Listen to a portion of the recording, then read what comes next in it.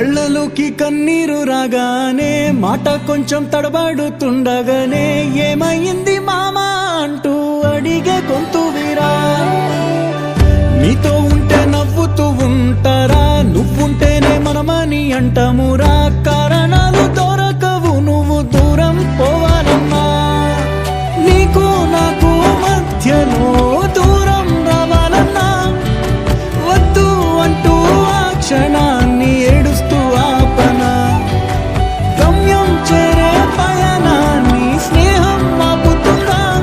నీ మంచే కోరి పొమ్మనేంత ప్రేమే మాకు లేదా. అల్లుకున్న తీగతో కలుసుకున్న కులం, స్నేహమన్న మాటలో ముచ్చటైన ముకురం.